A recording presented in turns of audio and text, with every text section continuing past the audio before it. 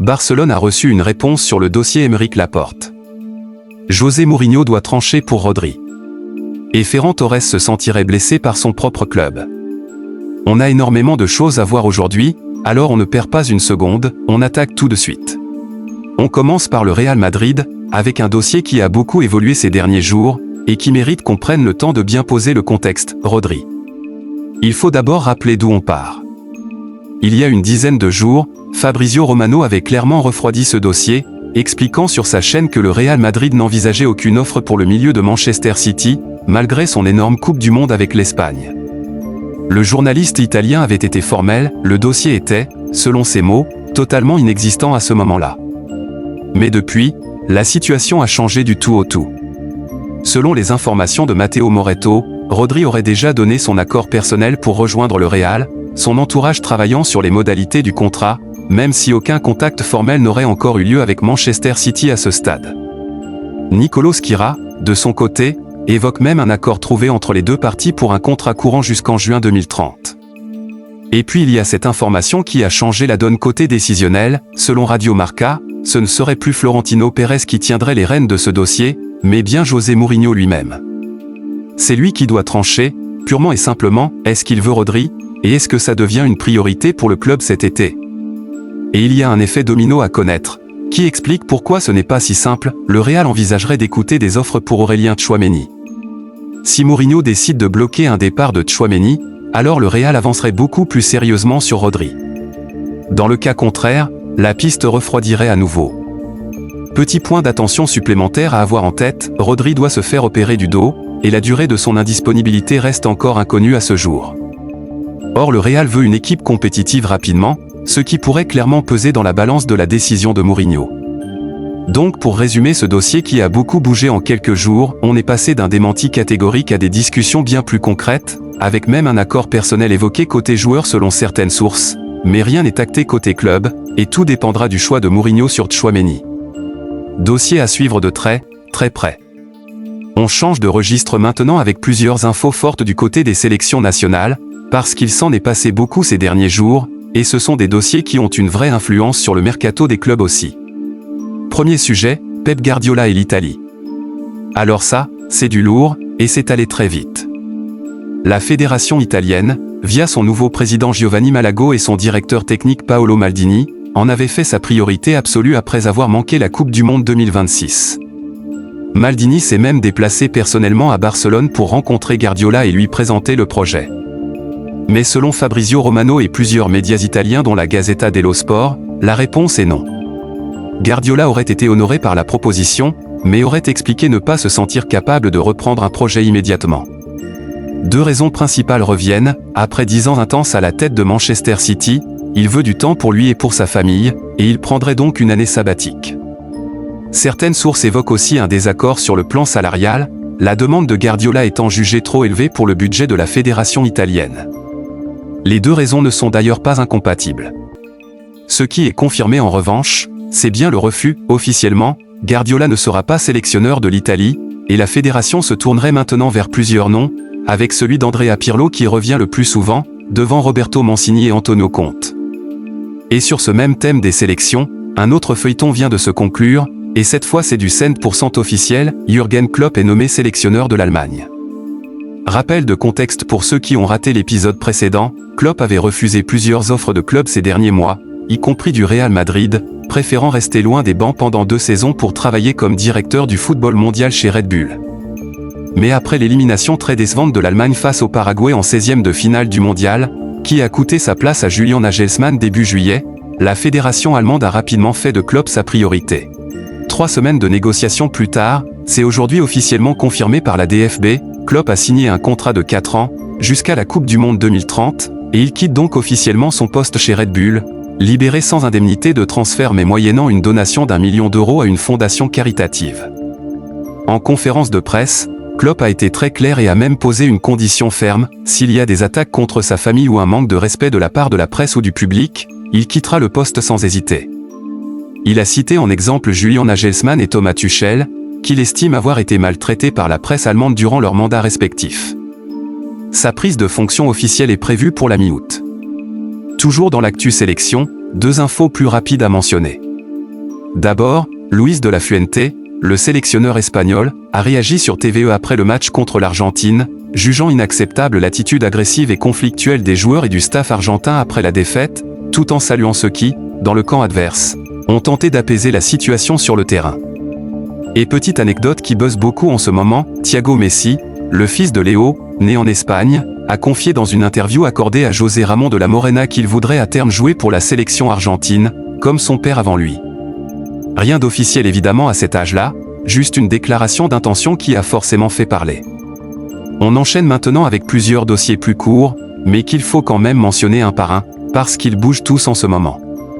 Chelsea d'abord, et un point important à corriger par rapport à ce qu'on avait pu dire précédemment sur ce dossier, selon Sky Sport et The Athletic, un accord total a bien été trouvé entre Chelsea et Crystal Palace pour le transfert de Maxence Lacroix, pour un montant avoisinant les 52 millions de livres sterling. Le joueur aurait déjà passé sa visite médicale selon plusieurs sources. Mais attention, à l'heure où je vous parle, ce transfert n'a pas encore été officiellement annoncé par l'un des deux clubs. Donc on est précisément sur « accord total entre les parties », il ne manque plus que le communiqué officiel. Ce n'est pas encore officiellement confirmé, et il ne faut pas aller plus vite que les clubs eux-mêmes là-dessus.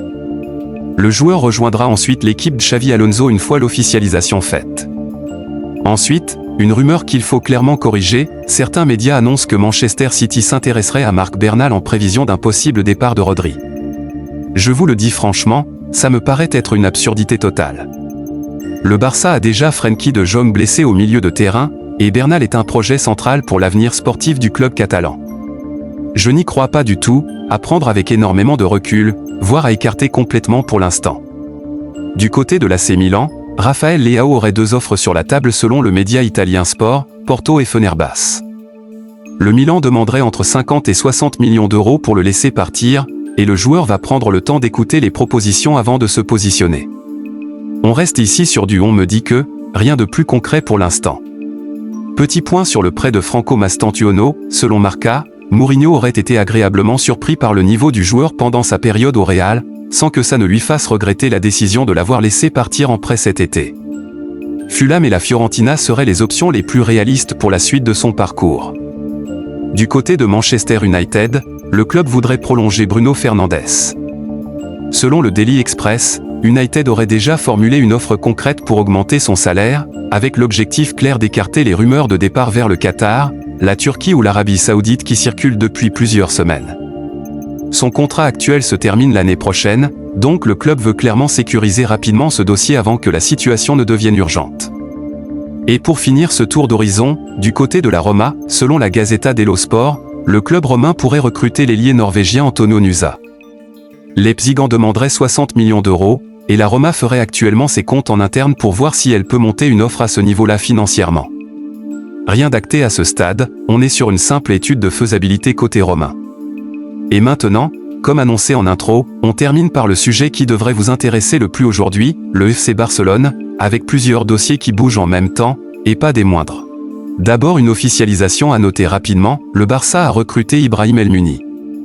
C'est officiellement confirmé, la pépite marocaine de 17 ans arrive libre en provenance du Sporting Charleroi. Certains le surnomment déjà le « Busquets gaucher », signe des attentes déjà placées en lui malgré son jeune âge. Et sur ce même club, le dossier que je vous teasais en intro et qu'il faut détailler correctement, Aymeric Laporte. Alors précision importante d'entrée, Laporte évolue bien à l'Athletic Bilbao, son club formateur, où il est revenu il y a un an. Rappel de ce qu'on savait au départ, plusieurs médias, dont Sport, évoquaient initialement une clause libératoire assez basse, autour de 12 à 15 millions d'euros, ce qui rendait l'opération très abordable pour le Barça. Mais depuis, selon les informations les plus récentes de Sport, qui citent des sources internes à l'Athletic, cette clause serait en réalité largement supérieure aux chiffres qui circulaient, avec un montant estimé entre 25 et 30 millions d'euros.